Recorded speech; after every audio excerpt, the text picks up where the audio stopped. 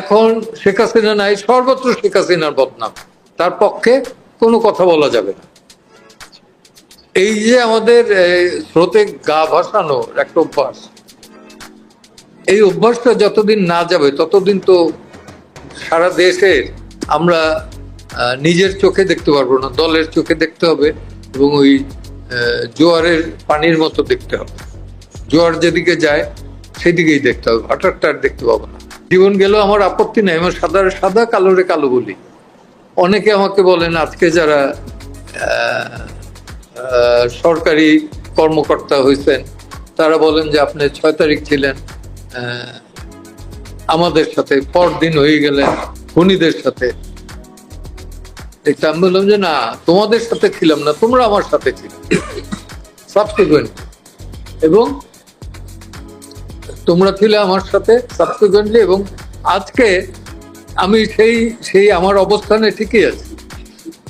আজকে আমি যাদের পক্ষে দাঁড়াচ্ছি, হ্যাঁ বাই ফেইথ বা বাই ফেইথ তারা আওয়ামী লীগের, এতে কোনো সন্দেহ নাই, কিন্তু ফলস মামলা কি আমি তাদের ডিফেন্ড করতে পারবো না? অবশ্যই পারবো। আর একজন কলিগকে কি আমি ডিফেন্ড করতে পারবো না? অবশ্যই পারবো।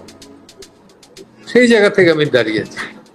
তো আমি এখনো বলি, বিচারের জায়গায় আমরা যে যার অবস্থান থেকে বিচার করবো এটা ঠিক না। বিচারক বিচারের জায়গা থেকে বিচার করবে, আমরা আর্গু করব, আমরা দাবি জানাবো, আমরা এই করব, কিন্তু নিজেরাই আমরা যদি বিচার করি, আইন যদি নিজের হাতে তুলে নেই, সেটা দুঃখজনক একটা অবস্থা হবে। এবং আজকে আপনি দেখেন সত্যিকার অর্থে যেটা, কেউ কি মানে কি বলবো, যে কেউ কি বলতে পারবে যে আমার নিরাপত্তা আছে? আমার কাছে ডাক্তাররা আছে, শিক্ষকরা আছে, রিপোর্টার জার্নালিস্টরা আছে, লেখকরা আছে, তা আমি তো আইনজীবীরা আছে, অসংখ্য আইনজীবী সারা বাংলাদেশে, প্রত্যেকটা জেলায় আইনজীবীরা। এখন আইনজীবীরা যদি কোনো দল করে থাকে বা কেউকে সমর্থন করে থাকে, সেটা কি আপনি দোষে ধরবেন না খুনি ধরবেন? তো এখন আপনি খুন কেস দিচ্ছেন প্রায় 205টার উপরে, বোধহয় শেখ হাসিনার বিরুদ্ধে আমার মনে হয় যে কম বেশি 205টা খুন কেস আছে। তো এর সাথে লালমনিরহাট থেকে আমার কাছে লয়াররা ছিল, তারা এই খুন কেসের আসামি। ঠাকুরগাঁ থেকে আসছিল, তারা এই খুন কেসের আসামি। খুন হয়েছে ঢাকায়, একজন দুইজন তিনজন ঢাকার, বাদ বাকি সব ঠাকুরগাঁর, কেউ লালমনিরহাটের। এরকমের ঘটনা ঘটতেছে, এটা বুঝাই যায় যে হ্যারাসমেন্টের জন্য। এবং আপনি কোর্ট প্রাঙ্গণে গেলে পরে দেখবেন যে একজন আওয়ামী লীগেরও নাই। কোন ভয়ে তারা, জুজুর ভয়ে তারা কোর্ট প্রাঙ্গণ ছেড়ে দিল আমি জানি না, কোথাওই নাই তারা। কেন? নিশ্চয়ই তারা এমন কিছু করেছেন যে কারণে তারা কোর্টে যেতে ভয় পান, আদালতে যেতে ভয় পান। করেছেন, হ্যাঁ, তারা পেশাজীবী সংগঠনগুলোর যে নির্বাচনে 12টা বাজিয়ে দিয়েছে, ছিনতাই করেছেন, এগুলো করেছেন, যেটা অকল্পনীয় অবস্থান। পেশাজীবীদের যে, একজন আইনজীবী হিসাবে আমার প্রফেশনের জায়গায়, পেশার জায়গায় যে বক্তব্য মন্তব্য দেওয়ার যে রাইট, ভোটাধিকার যে রাইট, সেটা ছিনিয়ে নিয়েছিল। তার ফল ভোগ করতেছেন এখন তারা। আমি তো যেতে পারতেছি, কারণ আমি বিএনপির বিরুদ্ধে বলেছি, আমি আওয়ামী লীগের বিরুদ্ধে বলেছি। তো তারা যদি সেই দল, এখন যারা বিচারক আছেন এরা কিন্তু সবাই, অধিকাংশই আওয়ামী লীগের মনোনীত। এদের মনোনয়নের বেলায় আমি বলেছিলাম যে আপনারা যোগ্য, সৎ, নিষ্ঠাবান ব্যক্তিকে আপনাদের দল থেকেই, জ্ঞানী, তাদেরকে নিয়োগ দেন। কতটুকু দিয়েছে আমি জানি না, তবে অয়েলিং এর উপরই হয়েছে বেশি। আর ব্যাকবোনলেস লোকদের, সরীসৃপ টাইপের কোনো মানুষকে বিশ্বাস করা কিন্তু ডিফিকাল্ট। আর দূরের মানুষ তো কোনোদিন বেইমানি করে না, বেইমানিটা করে কাছের মানুষ। ইতিহাস থেকে বলি, জুলিয়াস সিজার ডিপেন্ড করতেছিল সব জায়গায় ছুরি খাওয়ার পরে গেছে তার বেস্ট ফ্রেন্ড ব্রুটাসের কাছে। ব্রুটাস তার ফাইনাল ছুরিটা ঢুকেই দিচ্ছে বুকের ভেতর। তো বলছিল যে তুমিও ব্রুটাস, আপনি আসেন আমাদের নওয়াব সিরাজদৌলের বেলা। হ্যাঁ, মোহাম্মদ বেগ, মির্জাফর তার আত্মীয়, তাদের কাছে তিনি হইলেন।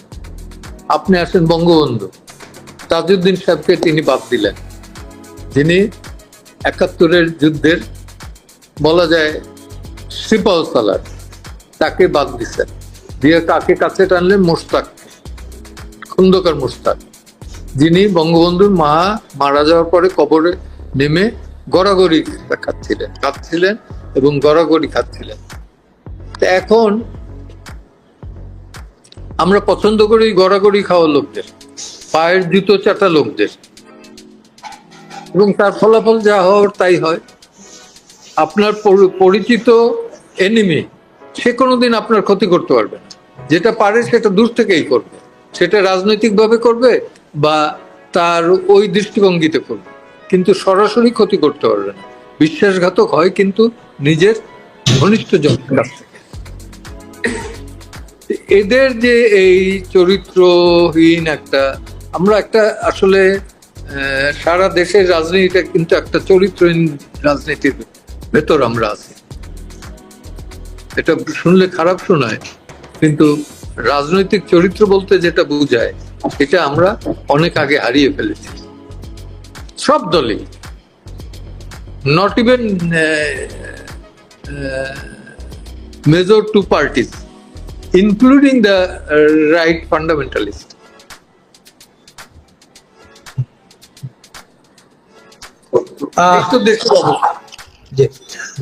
একদম আরেকটা বিষয় আলাপ করতেই হয় যে নির্বাচন নিয়ে দুই প্রধান, মানে সেনাপ্রধান এবং সরকার প্রধান, দুই ধরনের বক্তব্য দিলেন। এটাকে আপনি কিভাবে দেখছেন? সেনাপ্রধান বললেন যে 18 মাসের মধ্যে নির্বাচন, আর ইউনূস সাহেব নিউ ইয়র্কে গিয়ে এক প্রোগ্রামে এবং পরবর্তী নিউ ইয়র্ক টাইমসকে দেওয়া সাক্ষাৎকারে বলেছেন যে আমরা নির্বাচন কখন হবে সেটা অনিশ্চিত, কারণ হচ্ছে যে সংস্কার হলে পরেই নির্বাচন। সংস্কার কি করবেন সেটাও তো জানি না। 6টা কমিটি করছেন অবশ্য, সংবিধান সংস্কার হবে, নির্বাচন সংস্কার হবে, আর একটা কি অ্যান্টি কারাপশন সংস্কার হবে, আর জনপ্রশাসন, পুলিশ, জনপ্রশাসন পুলিশ, এটা বোধ 100 বছর হইতে পারবে না। দুর্নীতি দমন কমিশন, যাকেই দিবেন তিনিই করবেন, কারণ সিস্টেম, সামাজিক সিস্টেম যেটা, এইটা যদি পরিবর্তন আপনি না করতে পারেন, যেটা তারা স্লোগান দিছিল বৈষম্য বিরোধী, এই বৈষম্য যদি দূরীকরণ না করতে পারেন, বৈষম্য কার সাথে কার? মানুষের সাথে মানুষের। এই বৈষম্য তো দিনে দিনে বৃদ্ধি পাচ্ছে। আপনি দেখেন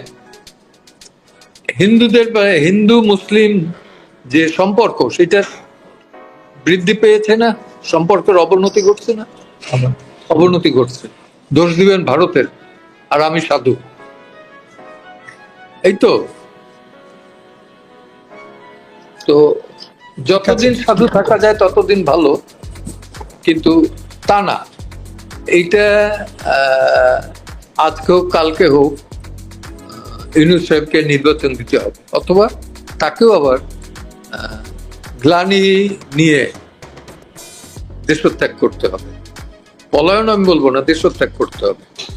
আর ওয়াকার সাহেব, জেনারেল ওয়াকার সাহেব বলেছেন, উনি কোন ক্যাপাসিটিতে বলেছেন এটা আমি জানি না। অবশ্য ওনার ইনভাইটেশনে, যদিও ইউনূস সাহেব বলেছেন ছাত্রদের আমন্ত্রণে এসেছেন, এইটাও আমার কাছে বিশ্বাসযোগ্য না। কারণ শুধু ছাত্রদের হইলে পর তো এতদিন উনি থাকার কথা না। তো ওয়াকার সাহেবেরও একটা ব্লেসিংস আছে, যে কারণে জনৈক রাজনীতিবিদ, যার স্ত্রী এখানে একজন উপদেষ্টা, তিনি বলছেন এখন যে সেনা ছাত্র জনতার বিপ্লব। খেয়াল করে দেখবেন, সেনা ছাত্র জনতার বিপ্লব। প্রথমে ছিল ছাত্রদের, তারপরে ওইখানে যোগ হলো জনতা, এখন উনি এবার অ্যাড করেছেন সেনা। তো সেনা বাহিনী তো ওইটার অপোজ করে নাই এখনো, হ্যাঁ, তো এই তো অবস্থা।